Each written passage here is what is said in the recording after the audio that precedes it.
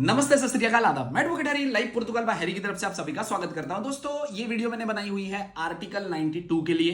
देखो, इससे पहले मैंने कोई आर्टिकल 92 के वीडियो बनाया नहीं, ना ही मैं उसको आर्टिकल 92 को इतना फैलाना चाहता हूं। ऑलरेडी यहाँ पे इतने सारे स्कैम चल रहे पुर्तगाल में।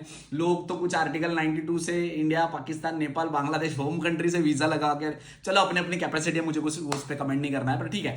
अगर आप आर्टिकल 92 आपने कंटिन्यू किया है या आप कंटिन्यू करने वाले हो या आपका कोर्ट केस लगा हुआ है, आपने एडमिशन लिया है किसी भी कंसल्टेंसी लॉयर के साथ, आप आर्टिकल 92 में जा रहे हो, जो यहां पे आपका प्रोफेशनल और वोकेशनल जो कोर्स होता है उसमें एडमिशन लेके कर रहे हैं, वो जो लिस्बन यूनिवर्सिटी, नोवा यूनिवर्सिटी, ऐसे जो गवर्नमेंट इंस्टीट्यूट है या प्राइवेट इंस्टीट्यूट है, उनको छोड़कर जो प्रोफेशनल और वोकेशनल ट्रेनिंग स्कूल के लिए जिन्होंने एडमिशन लिया हो, उनके लिए मैं आपको बताना चाहूंगा। ठीक है, आपने किसी से भी करवाया हो, जो भी है, कल को आप करने वाले भी हो, तो भी आपके लिए इंफॉर्मेशन इंपॉर्टेंट है।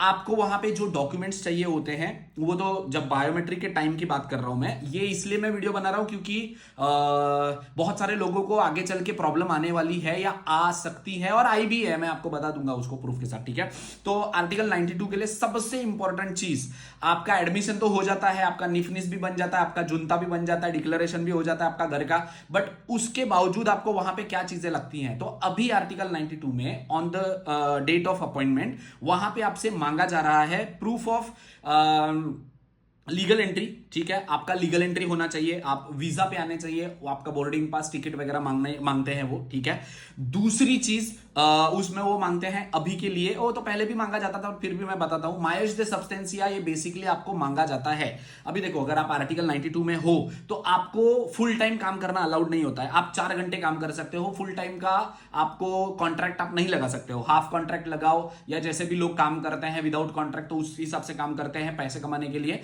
पर आपके अकाउंट में पैसे होने चाहिए, बैंक बैलेंस होना चाहिए, और वो बैंक बैलेंस पुराना होना चाहिए। वो बैंक की आपकी स्टेटमेंट मांगते हैं 6 महीने की, 1 साल की, कि आप हमें बैंक के स्टेटमेंट दिखाओ कि आपके पास ऑलरेडी पैसे थे यहां पे सर्वाइव करने के लिए। तो ये मायस दे सब्सटेंसिया का बहुत ही ज्यादा लोगों को, मतलब आर्टिकल 92 को खास करके आता है, क्योंकि जो यहाँ पे आर्टिकल 89, 88 में जो काम करते हैं यहाँ पे जॉब कॉन्ट्रैक्ट या एक्टिविटी पे, तो वो तो फुल टाइम काम करते हैं, वो कमाते हैं अपना 870। तो आपको आर्टिकल 92 वालों को भी, आप तो फुल टाइम काम नहीं कर सकते, तो आप पार्ट टाइम काम करोगे तो आप 870 जितनी सैलरी कमा नहीं सकते हो। यहाँ पे रहना खाना 870 मिनिमम वेजेस इसलिए सेट है क्योंकि उसके अकॉर्डिंग आपके अकाउंट में पैसे होने चाहिए। तो अगर आप अपॉइंटमेंट पे जाते हो तो आपका बैंक स्टेटमेंट 3 महीना, 6 महीना पुराना होना चाहिए, जिसमें आपके अकाउंट में कुछ 2-4 हजार, 5 हजार, जितने ज्यादा रख सकते हो आप अमाउंट रख दो, ताकि आपको आगे चल के प्रॉब्लम नहीं आए। ठीक है, अभी इसमें से कुछ प्रॉब्लम ऐसा है क्या कि आपका कैंसिल ही हो जाता है, ऐसा वैसा नहीं।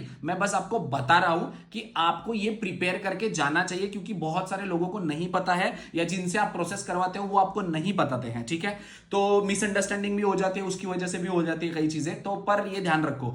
इसके बावजूद उनका भी एक और नया फंडा आया हुआ है, मतलब 10 में से 2-4 लोगों को मांगा है, तो मैं अपने ही 1-2 क्लाइंट है उनका मैं बता देता हूं आपको। उन्होंने बोला था कि आपका इंश्योरेंस चाहिए हमको यहां का, तो 1 साल का इंश्योरेंस उन्होंने मांगा। तो जो क्लाइंट थे उनको हमने सीटीडी में भेजा था, सीटीडी, बैंको सीटीडी का एक इंश्योरेंस आता है, वो उनसे करवाया था, बट वो इंश्योरेंस का भी फालता दे रहा है, आई डोंट नो क्यों। पर हाँ, चलो, बीइंग अ स्टूडेंट अगर आपको कंसीडर किया जाता है तो आपके पास यहाँ पे मेडिकल इमरजेंसी के लिए इंश्योरेंस होना जरूरी है, इसकी वजह से वो इंश्योरेंस भी मांगते हैं, तो आप ये भी ध्यान रखना। बट ये मेरा वीडियो बनाने का पूरा मकसद ये था कि आपको निफनिस तो चाहिए, आपका जुनता, डिक्लेरेशन, आप जिधर रह रहे हो वो तो चाहिए ही, एडमिशन के रिलेटेड सारे पेपर चाहिए कि आपने प्रेजेंशियल अटेंड किया था या ऑनलाइन अटेंड किया था, कितने टाइम भरे हैं, कितने मॉड्यूल हो गए हैं, वो सारी चीजें तो इंफॉर्मेशन चाहिए, डिक्लेरेशन चाहिए आपके इंस्टीट्यूट से। उसके बावजूद मायस दे सब्सटेंसिया, जो आपके बैंक अकाउंट में पैसे होने चाहिए, ट्रांजैक्शन होने चाहिए, या आप अपने घर वालों से मंगाते हो तो उनका प्रूफ होना चाहिए आपके पास, बैंक स्टेटमेंट।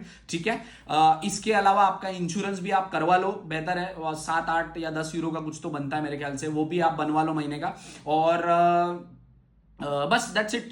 ये आप वहां पे जाओगे तो इतना ध्यान रखना, मैं आर्टिकल 92 के रिलेटेड नहीं वीडियो डालता कभी भी कि करो नहीं करो जैसा भी है, पर अगर आपने किया हुआ है तो इन बातों का ध्यान रखो और फिर अपने आपको प्रिपेयर करो, ताकि ऑन द स्पॉट जाके आपको कोई फालता नहीं आए, क्योंकि फालता आता है तो फालतू का टाइम चला जाता है इसके लिए। ठीक है, रेस्ट अगर इस रिलेटेड कोई भी वीडियो या आपको इन्फॉर्मेशन चाहिए होगी तो वीडियो के नीचे कमेंट कर सकते हैं। Thank you so much.